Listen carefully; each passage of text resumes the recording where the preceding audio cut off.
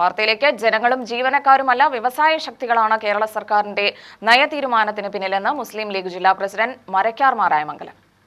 രാജ്യത്തിന്റെ സമ്പത്ത് അദാനിമാർക്കും അംബാനിമാർക്കും നൽകുന്ന മാതൃകയാണ് കേരള സർക്കാർ പിന്തുടരുന്നത് എന്നും മരക്കാർ മാരായമംഗലം ആരോപിച്ചു. ജീവനക്കാരുടെ ആനുകൂല്യങ്ങൾ ആവശ്യപ്പെട്ട് ലീഗ് അനുകൂല സർവീസ് സംഘടനാ കൂട്ടായ്മയായ സെഡ്കോയുടെ നേതൃത്വത്തിൽ കളക്ടറേറ്റിനു മുന്നിൽ നടത്തിയ ധർണ ഉദ്ഘാടനം ചെയ്ത് സംസാരിക്കുകയായിരുന്നു മരക്കാർ മാരായമംഗലം. കേരളത്തിന്റെ സമ്പത്ത് എങ്ങനെ കൊള്ളയടിക്കുന്നുവെന്നറിയാൻ സർക്കാരും ടീകോമും തമ്മിലുള്ള കരാർ നോക്കിയാൽ മതി. ഉമ്മൻചാണ്ടി സർക്കാർ കൊണ്ടുവന്ന ജനഹിത നിബന്ധനകൾ ഒഴിവാക്കിയത് കൊള്ളയടിക്കാൻ വേണ്ടിയാണ്. ഗൾഫും കേരളവും തമ്മിലുള്ള ബന്ധമുലയാതിരിക്കാനാണ് ടീകോമിന് നഷ്ടപരിഹാരം നൽകുന്നത് എന്ന വാദം കൊള്ളയ്ക്ക് കളമൊരുക്കാനാണ്. ദുബായിൽ ബിസിനസ്സുള്ള പിണറായിയുടെ മകന്റെയും മകന്റെ ഭാര്യാപിതാവിന്റെയും കച്ചവട താൽപര്യം സംരക്ഷിക്കാനാണ് സർക്കാർ നീക്കം. സംസ്ഥാന സർക്കാർ ജീവനക്കാരുടെ ശമ്പളത്തിനും മറ്റ് ആനുകൂല്യങ്ങൾക്കും കേന്ദ്ര സർക്കാർ വിഹിതം നൽകണമെന്ന ഇടത് സംഘടനകളുടെ ആവശ്യം എന്തടിസ്ഥാനത്തിലാണെന്ന് മനസ്സിലാകുന്നില്ല. കേരള സർക്കാരിനെ ന്യായീകരിക്കാൻ നടത്തുന്ന ഇടത് സംഘടനകളുടെ ശ്രമം സ്വയം അപഹാസ്യരാവലാണ്.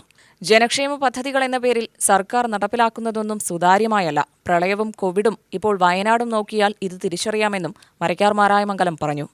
ഇപ്പോൾ ഡൽഹിയിൽ നടക്കുന്ന കർഷക സമരത്തിനെതിരെ നമ്മുടെ മാർക്സിസ്റ്റ് പാർട്ടി ആ കർഷകരോട് അനുഭവം പ്രകടിപ്പിച്ചുകൊണ്ട് ഇവിടെ പരിപാടി നടത്തുന്നുണ്ട്. പക്ഷെ പാലക്കാട്ടെ കർഷകരുടെ തീർന്ന പ്രശ്നങ്ങൾക്ക് പരിഹാരം കാണേണ്ടത് നരേന്ദ്രമോദിയോ അമിത്ഷയോ അല്ല.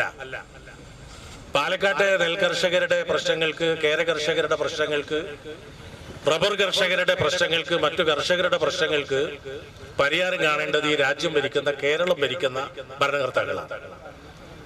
പക്ഷെ ഒരു ഇഞ്ച് മുന്നോട്ട് നീങ്ങാൻ കഴിഞ്ഞിട്ടില്ല എന്ന് മാത്രമല്ല, ശ്രീ ഉമ്മൻചാണ്ടി കാണിച്ച ഉദാരതയിൽ നിന്ന് ഒരുപാട് പുറകോട്ട് പോകുന്ന കാഴ്ച ചരിത്രങ്ങൾ എടുത്ത് വായിച്ചു നോക്കിയാൽ നമുക്ക് കാണാൻ വേണ്ടി കഴിയും.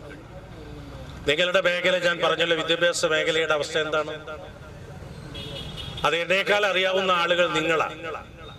വിദ്യാർത്ഥികളുടെ പ്രശ്നങ്ങൾ എന്തൊക്കെയാണ്? അധ്യാപകരുടെ പ്രശ്നങ്ങൾ എന്തൊക്കെയാണ്? രക്ഷിതാക്കളുടെ പ്രശ്നങ്ങൾ എന്തൊക്കെയാണ്? ഇന്നും ഇന്നലെയും ഇനിയാന്നും കാസിമ് പറഞ്ഞതുപോലെ ഭയപ്പെടുത്തുന്ന റിപ്പോർട്ടുകളാണ് വന്നുകൊണ്ടിരിക്കുന്നത്. ഡെപ്പോസിറ്റ് സംഖ്യ വർദ്ധിപ്പിച്ചിരിക്കുന്നു, കറണ്ട് ചാർജും വർദ്ധിപ്പിച്ചിരിക്കുന്നു, അടുത്ത കൊല്ലവും വർദ്ധിപ്പിക്കും എന്നുള്ള മുന്നറിയിപ്പും നൽകിയിരിക്കുന്നു. അപ്പൊ ആണ്ടുതോറും ചെയ്യാവുന്ന ഒരു പ്രക്രിയയായി ജനങ്ങളുടെ മുകളിൽ തെരഞ്ഞെടുപ്പ്, അടുത്ത കൊല്ലം തെരഞ്ഞെടുപ്പ് വരുന്നൊരു കൊല്ലാണ്.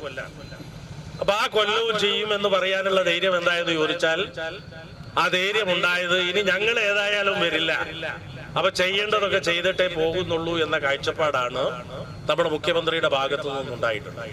ശമ്പളം, ക്ഷാമാശ്വാസം, ലീവ് സറണ്ടർ കുടിശ്ശിക എന്നിവ അനുവദിക്കുക, മെഡിസെപ്പിലെ അപാകത പരിഹരിക്കുക, പങ്കാളിത്ത പെൻഷൻ പിൻവലിക്കുക, ശമ്പള പരിഷ്കരണ കമ്മീഷനെ നിയോഗിക്കുക തുടങ്ങിയ ആവശ്യങ്ങൾ ഉന്നയിച്ചായിരുന്നു സെഡ്കോയുടെ സമരം. KSTU, KATF, SCU, CKCT, KHSTU തുടങ്ങിയ സംഘടനകൾ സമരത്തിൽ പങ്കെടുത്തു. ചെയർമാൻ കാസിം കുന്നത്ത് അധ്യക്ഷനായി. MLA രാഹുൽ മാങ്കൂട്ടത്തിൽ, സംഘടനാ ഭാരവാഹികളായ സിദ്ദിഖ് പാറക്കോട്, അബ്ദുൽ ബഷീർ, CP മൊയ്തീൻ, നാസർ തേളത്ത്, അനിസുദ്ദീൻ, സൈനുലാബിദ് എന്നിവർ പ്രസംഗിച്ചു. UTV news, Palakkad.